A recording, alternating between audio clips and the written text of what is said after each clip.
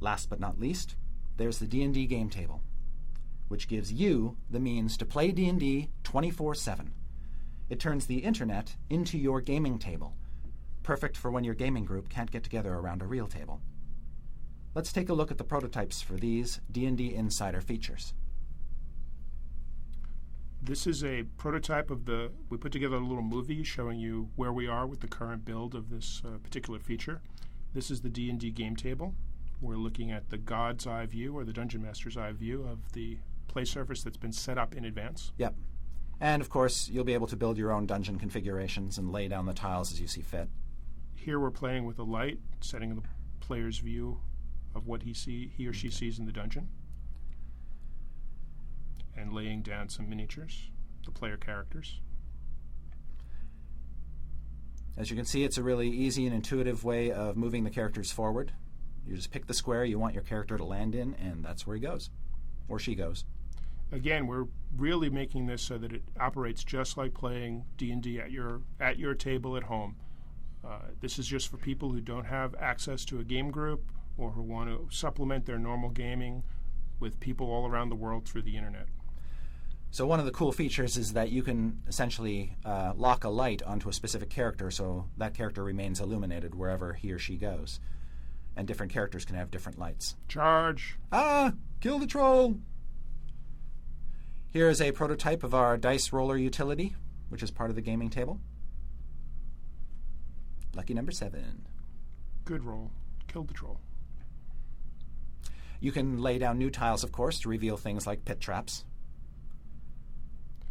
And when that character moves into a new room, the DM can show something hidden using one of the drawing tools that are part of the overall experience. Yep. You notice that there was a dark spot between the two characters as they got a little separated. Don't split your party. Bad news. And now you can see how that new piece looks. Here we have another little cool thing where you can put in images to show characters what they see. An image on a door, for instance. A notice on a door. Pinned to the door. You can move the things around. You can zoom in. You can pull out. Uh-oh. It must have been a notice warning about a beholder at home. Here's an experimental lighting effect that we've been playing with. Still in the prototype stage, like everything else. Adding some drama. Yep. This is a version or a little demonstration of our D&D character creator, specifically the visual aspect of it, where you can, for the first time ever, make the character that you're actually playing, and not just mechanically, but to show him or her physically. Yeah, it's one application of a 2-application suite, which also includes the character sheet. And like the D&D rules themselves, it's all about options, not restrictions. Hey, he looks like me. Here we are shaving his head, changing his skin color, giving him some armor. Turning the sword in his hand. Posing him, a feature that we find really fun to play with. Yeah, you have the choice of what hand you want to put your weapons in. What kind of accoutrements you're wearing. Mm-hmm. What color those accoutrements are. Yeah, there's a lot of fine-tuning on the coloring and texturing so that you can really customize your character. Changing facial expressions.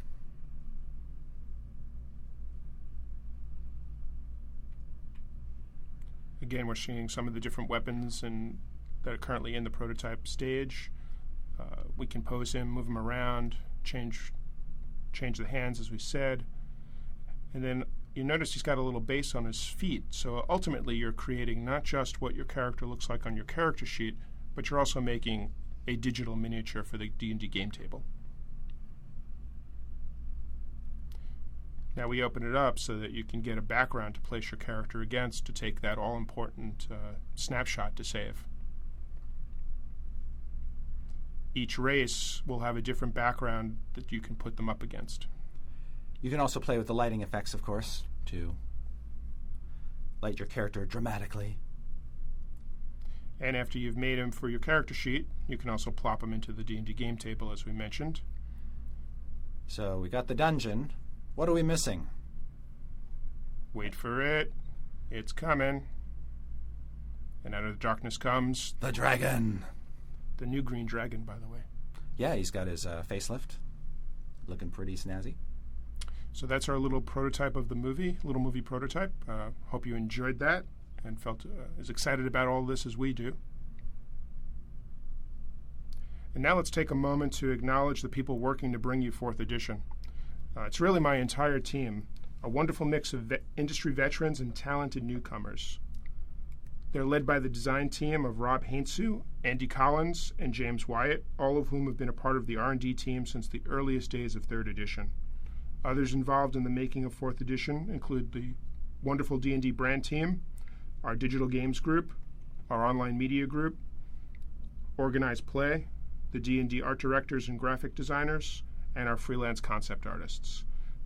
Just an army of people working to bring this product to life. My name was above yours. Did you notice that? What are you saying?